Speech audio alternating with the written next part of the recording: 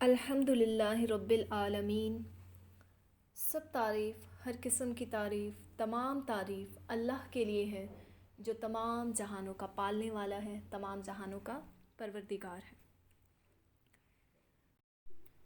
الحمدللہ کا لفظ نعمتوں کے اعتراف کے لیے ہوتا ہے کہ یہ نعمت مجھے اللہ کی طرف سے ملی ہے۔ لیٹ سپوز آپ کے ساتھ کوئی بھلائی کرتا ہے، آپ کی کوئی ہیلپ کر دیتا ہے تو آپ اس کا شکریہ ادا کرتے ہیں ایز اٹ از۔ اللہ رب العزت نے ہمیں ہر چیز، ہر نعمت سے نوازا ہے، اس لیے ہمیں چاہیے کہ ہم ہر خیر اور ہر بھلائی کے ملنے پر بھلائی دینے والے کو یاد کریں، یعنی اللہ رب العزت کی طرف رجوع کریں، اس کا شکر ادا کریں اور پھر اعتراف بھی کریں اپنے زبان سے ان کلمات کو ادا کر کے، الحمدللہ کہہ کے، کیونکہ یہ کلمہ جو ہے یہ مالک کو خوش کر دینے والا ہے۔ صحیح مسلم میں آتا ہے الحمدللہ تملأ المیزان، الحمدللہ میزان کو بھر دیتا ہے۔ اس سے یہ پتہ چلتا ہے کہ اللہ رب العزت کے نزدیک یہ کلمات کتنے پسندیدہ ہیں۔ الحمدللہ کا کہنا، اس کی نعمتوں کا اعتراف کرنا، شکر ادا کرنا، اس کی طرف رجوع کرنا۔ اب جیسے آپ نے اس کی نعمت استعمال کی، کھانا کھایا اور آپ الحمدللہ کہنا بھول گئی، تو آپ نے اس نعمت کا اعتراف نہیں کیا، آپ نے حق ادا نہیں کیا کہ جس نے آپ کو جو نعمت عطا کی آپ نے اس کا شکر ادا نہیں کیا۔ کیونکہ کتنے ہی لوگ دنیا میں ایسے ہیں جو بھوک سے مر رہے ہیں، ان کو کھانا میسر نہیں ہے، لباس میسر نہیں ہے۔ اللہ رب العزت نے ہمیں جن نعمتوں سے نوازا ہے، بہت سے لوگ ایسے ہیں جو ان سے محروم ہیں، تو ان چیزوں کو اپنے مائنڈ میں رکھ کر اللہ کا شکر ادا کرنا کہ یا رب تیرا شکر ہے کہ تو نے مجھے ان نعمتوں سے نوازا، تو نے اس قابل سمجھا، یہ تیری رحمت ہے مجھ پر، میں اس قابل نہیں۔ یعنی اپنے سے نیچے والوں کے ساتھ اپنا موازنہ کرنا جن کے پاس وہ نعمتیں میسر نہیں ہیں، تو پھر انسان کے دل سے خود بخود الحمدللہ نکلتا ہے کہ یا اللہ تیرا شکر ہے۔ ترمذی کی روایت ہے الحمدللہ سب دعاؤں سے افضل ہے، یعنی جب آپ الحمدللہ کہتے ہیں تو اللہ کی رحمت کو اپنی طرف متوجہ کرتے ہیں، تو الحمدللہ کہنا بہترین انداز میں اللہ کی نعمتوں کا شکر ادا کرنا ہے۔ الرحمن الرحیم، جو بہت مہربان اور بار بار رحم فرمانے والا ہے۔ الرحمن جو ہے وہ صفت عام ہے اور الرحیم اللہ رب العزت کی صفت خاص ہے، یعنی کہ دنیا میں اس کی رحمت جو ہے وہ عام ہے، جس سے کافر اور مومن سب فیض یاب ہو رہے ہیں، یعنی کہ کافروں پر بھی اللہ رب العزت کی رحمت ہے، بے شک وہ ایمان نہیں لائے، لیکن آخرت میں وہ صرف رحیم ہوگا، اس کی رحمت جو ہے وہ صرف مومنین کے لیے خاص ہوگی۔ سورۃ الاعراف آیت نمبر 156 میں اللہ رب العزت فرماتے ہیں کہ میں وہ رحمت ان لوگوں کے لیے ضرور لکھوں گا جو اللہ سے ڈرتے ہیں، زکوٰۃ دیتے ہیں اور جو ہماری آیتوں پر ایمان لاتے ہیں۔ اللہم اجعلنا منہم، اللہ رب العزت ہمیں ان لوگوں میں شامل کرے۔ مالک یوم الدین، بدلے کے دن کا مالک ہے۔ بدلے کے دن سے مراد قیامت کا دن ہے، روز جزا کا دن ہے، جزا و سزا کا دن، جس دن تمام انسانوں کو ان کے اعمال کے بدلے جزا یا سزا دی جائے گی۔ اس دن ڈسیزن کس کے ہاتھ میں ہوگا؟ وہ صرف اور صرف اللہ رب العزت کے ہاتھ میں ہوگا۔ دنیا میں بھی اگرچہ مکافات عمل کا جو سلسلہ ہے وہ ایک حد تک جاری رہتا ہے، لیکن آخرت میں یہ ہوگا کہ اللہ رب العزت ہر شخص کو اس کے اچھے یا پھر برے اعمال کے مطابق جو ہے وہ جزا یا سزا دیں گے۔ اسی طرح دنیا میں تو عارضی طور پر کئی لوگوں کے پاس تخت و اسباب جو ہیں اور اختیارات ہوتے ہیں، لیکن آخرت میں تمام اختیارات جو ہیں وہ ضبط کر لیے جائیں گے، لے لیے جائیں گے، کیونکہ اس دن کا جو مالک ہے وہ صرف اور صرف اللہ کی ذات ہے۔ سورۃ المومن آیت نمبر 16 میں اللہ رب العزت فرماتے ہیں، اور یہ جو آیات ہیں یہ قیامت والے دن اللہ رب العزت ان کو یہ فرمائیں گے، کیا فرمائیں گے؟ لمن الملک اليوم، آج بادشاہی کس کی ہے؟ اور پھر اس کا جواب بھی دیں گے، للہ واحد القہار، صرف ایک اللہ غالب کی۔ اس دن کوئی ہستی کسی کے لیے اختیار نہیں رکھے گی، سارا معاملہ اللہ کے ہاتھ میں ہوگا، اور یہ ہوگا جزا و سزا کا دن، ٹھیک ہے؟ یعنی کہ اس دن اللہ رب العزت جو ہے وہ اکیلا واحد جو ہے، پوری کائنات، پوری مخلوقات، ہر مخلوق کا جو ہے وہ ڈسیژن میکر جو ہے وہ کون ہوگا؟ اللہ کی ذات ہوگی۔ ایاک نعبد و ایاک نستعین، ہم صرف تیری ہی عبادت کرتے ہیں اور صرف تجھ سے مدد مانگتے ہیں یا مدد چاہتے ہیں۔ عبادت کے معنی ہوتے ہیں کسی کے رضا کے لیے انتہائی عاجزی،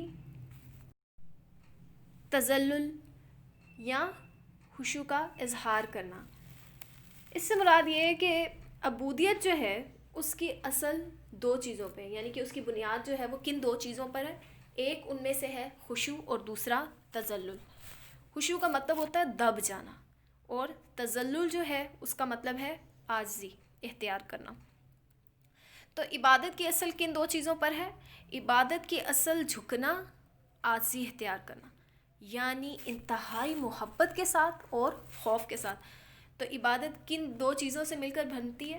جب ہم اللہ کی عبادت کرتے ہیں تو اس میں کیا چیزیں شامل ہونی چاہیے؟ ایک ذل اور دوسرا حب، یعنی کہ جب ذل اور حب ملتا ہے تو وہ تب بنتی ہے عبادت۔ ذل کا مطلب ہوتا ہے انتہائی عاجزی، اور حب کا مطلب ہوتا ہے انتہائی محبت، یعنی اللہ کی عبادت کرنا انتہائی عاجزی کے ساتھ اور انتہائی محبت کے ساتھ۔ یہ طریقہ کار ہے اللہ کی عبادت کرنے کا، انتہائی محبت اور انتہائی عاجزی کے ساتھ۔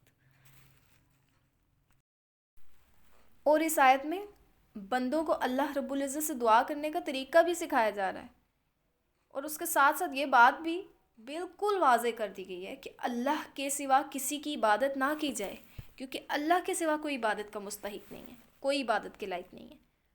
تو ہر کام میں حقیقی مدد جو ہے وہ اللہ رب العزت سے مانگنی چاہیے، کیونکہ صحیح معنوں میں کارساز جو ہے وہ کون ہے؟ اللہ رب العزت کی ذات۔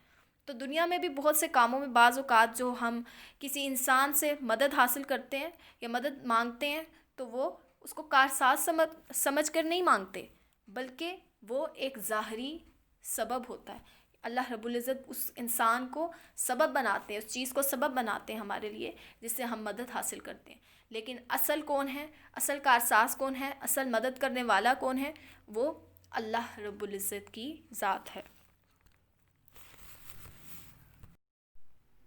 اہدنا الصراط المستقیم، ہمیں سیدھی اور سچی راہ دکھا۔ صراط اس راستے کو کہتے ہیں جس کے ارد گرد بہت سارے خطرات لاحق ہوں، یعنی کہ جس کو بہت احتیاط سے پار کرنا پڑے۔ ہم روز نماز میں یہ پڑھتے ضرور ہیں کہ اہدنا الصراط المستقیم، یا رب ہمیں سیدھے راستے کی ہدایت نصیب فرما، لیکن ہم اس پر غور نہیں کرتے، ہم تیزی سے پڑھ کے چلے جاتے ہیں۔ اہدنا الصراط المستقیم صراط الذین انعمت علیہم، پڑھ بھی لیا اور ہمیں پتہ بھی نہیں چلا ہم نے مانگا کیا۔ اس طرح پڑھنے سے دعائیں قبول نہیں ہوتی۔ دعا مانگتے وقت جب آپ کسی سے کچھ مانگ رہے ہوتے ہیں تو کس طرح مانگتے ہیں؟ مانگتے وقت کیفیت بھی مانگنے والے کی طرح ہونی چاہیے۔ تو سب سے پہلے اس کو سمجھنا بہت ضروری ہے۔ اور ہم اللہ رب العزت سے رہنمائی تو مانگ رہے ہیں، ہدایت تو مانگ رہے ہیں، لیکن ہم اس پر عمل نہیں کر رہے۔ اللہ رب العزت نے ہمیں راستہ دکھا دیا ہے کہ کس طرح سے تمہیں رہنمائی مل سکتی ہے اس کتاب کے ذریعے سے۔ ہم اسے کھولتے نہیں ہیں، اس کو پڑھتے نہیں ہیں، اس پر عمل نہیں کرتے، اس کو سمجھتے نہیں ہیں، تو پھر کس طرح سے ہم سیدھا راستہ پا سکتے ہیں؟ لیٹ سپوز آپ کو کسی دوسرے سٹی میں جانا ہے اور آپ ڈائریکشن لیے بغیر، میپ لیے بغیر، کسی سے پوچھے بغیر آپ چل پڑیں گے، یعنی کہ جہاں بھی گاڑیاں جا رہی ہیں آپ ان کے پیچھے پیچھے چل پڑیں گے، تو کیا آپ اپنی منزل تک پہنچ سکتے ہیں؟ ہرگز نہیں۔ آپ کو کیا معلوم کہ وہ کہاں جا رہے ہیں؟ آپ کو تو اپنی منزل تک پہنچنا ہے۔ تو اس لیے اللہ رب العزت نے آپ کو منزل تک پہنچنے کا مکمل راستہ بتا دیا، اور وہ اس قرآن مجید کو پڑھے بغیر آپ کو نہیں مل سکتا۔ اس لیے ابدی خوشیوں تک پہنچنے کے لیے، ابدی کامیابی تک پہنچنے کے لیے، حقیقی معنوں میں ہدایت حاصل کرنے کے لیے اس کتاب کو تھام لینا، اس پر مضبوطی سے جم جانا، اور پھر اللہ رب العزت سے ساتھ ساتھ دعائیں مانگنا کہ یا رب مجھے سیدھی راہ دکھا۔ پھر ہم صحیح معنوں میں ہدایت اللہ رب العزت سے، اللہ رب العزت جو ہے وہ ہمیں صحیح معنوں میں ہدایت نصیب فرمائیں گے انشاءاللہ۔ اور پھر اس کو دیکھ کر اس کو بند نہیں کر دینا، اس کے مطابق اپنی زندگی کو ڈھالنا ہے، اپنے عمل کو اس کے مطابق ڈھالنا ہے، اور پھر رکنا نہیں ہے، مرتے دم تک اس پر جم جانا ہے، اس پر قائم رہنا ہے۔ صراط الذین انعمت علیہم غیر المغضوب علیہم ولا الضالین، ان لوگوں کی راہ جن پر تو نے انعام کیا، ان کی نہیں جن پر غضب کیا گیا، اور نہ گمراہوں کی۔ یہاں پر صراط مستقیم کی مزید وضاحت کی گئی ہے، یعنی ہم اللہ رب العزت سے مزید کیا مانگ رہے ہیں؟ انعام یافتہ لوگوں کا راستہ، کہ یا رب مجھے ان لوگوں کا راستہ دکھا جن کو تو نے نوازا، جن پر تو نے اپنا انعام کیا۔ کس سے؟ ہدایت سے، اپنی نعمتوں سے، اور جن کو ان کی منزل تک پہنچا دیا، مجھے بھی ان لوگوں جیسا بنا دے، مجھے بھی ان لوگوں میں شامل کر لے۔ تو یہ دعا بھی ہے کہ یا رب جن بندوں سے تو محبت کرتا ہے مجھے بھی ویسا بنا دے، اور مجھے اپنی محبت عطا کر دے، اور اس کی محبت دے دے جو تجھ سے محبت کرتا ہے۔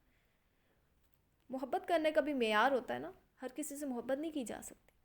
تو یا رب مجھے اس کی محبت عطا کر دے جو تجھ سے محبت کرتا ہو، اور ایسے کاموں کی محبت دے دے، اور ان کاموں میں میرا دل لگا دے جو مجھے تیری محبت دیں، جو مجھے تیرے قریب کر دیں۔ تو صراط الذین کن کا راستہ ہے؟ اللہ کے پیاروں کا راستہ ہے۔ تو یا رب ہمیں بھی اپنے پیاروں میں شامل کر لیں، ہمیں بھی انعام یافتہ لوگوں میں شامل کر لیں جیسے تو نے ان پر انعام کیا۔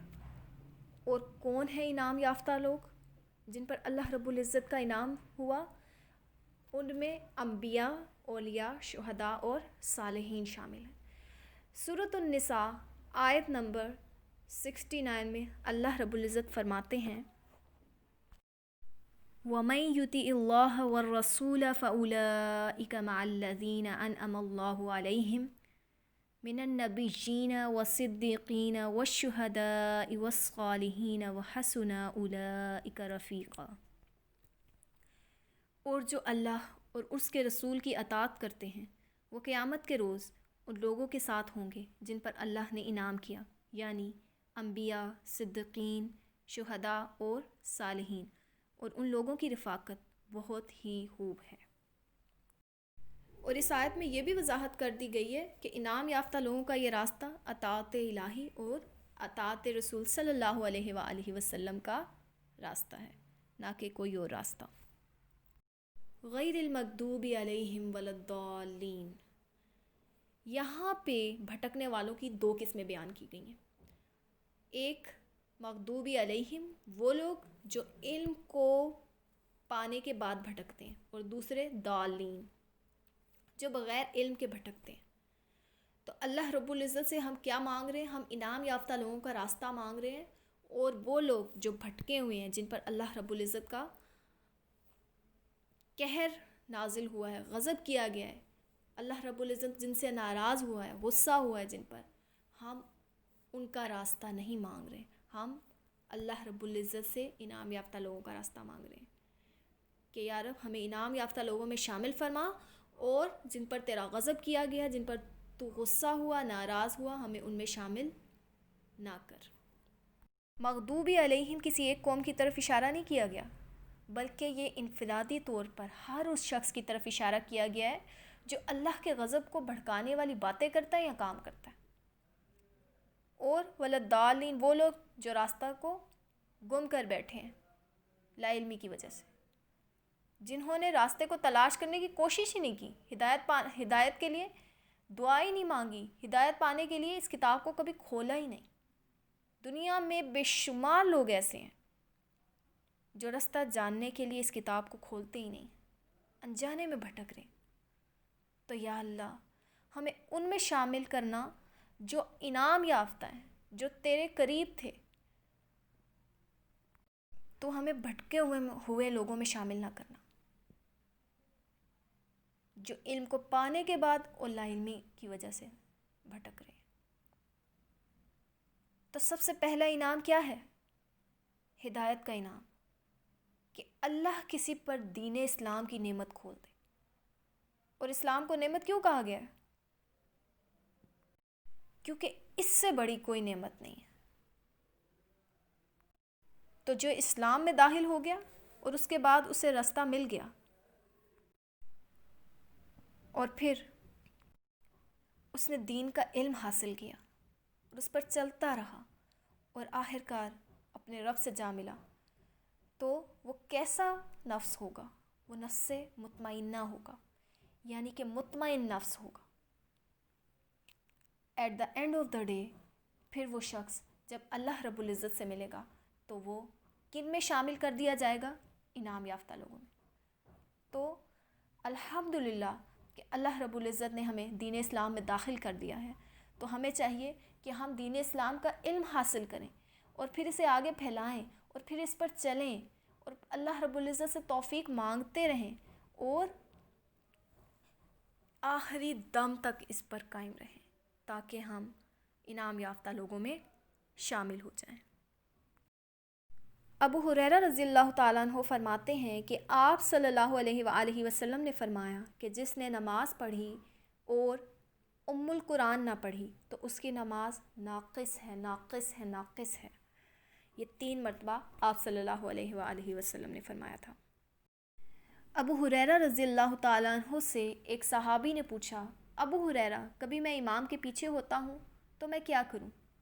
تو ابو ہریرہ رضی اللہ تعالیٰ عنہ نے فرمایا، فارسی کے بیٹے دل میں پڑھ لیا کرو، کیونکہ میں نے آپ صلی اللہ علیہ وآلہ وسلم سے یہ کہتے ہوئے سنا کہ اللہ رب العزت نے فرمایا، میں نے نماز کو اپنے اور اپنے بندے کے درمیان آدھا آدھا تقسیم کر لیا ہے، یعنی کہ یہاں پہ نماز سے مراد سورۃ الفاتحہ ہے۔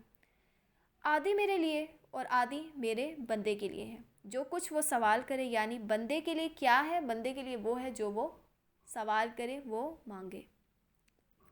میرا بندہ نماز میں کھڑا ہوتا ہے اور کہتا ہے الحمدللہ رب العالمین، تو اللہ رب العزت فرماتے ہیں کہ میرے بندے نے میری تعریف بیان کی۔ پھر وہ کہتا ہے الرحمن الرحیم، تو اللہ رب العزت فرماتے ہیں میرے بندے نے میری ثنا بیان کی، یعنی تعریف کی۔ پھر وہ کہتا ہے مالک یوم الدین، تو اللہ رب العزت فرماتے ہیں کہ میرے بندے نے میری بزرگی بیان کی۔ اور ایاک نعبد و ایاک نستعین، میرے اور میرے بندے کے درمیان مشترک ہے،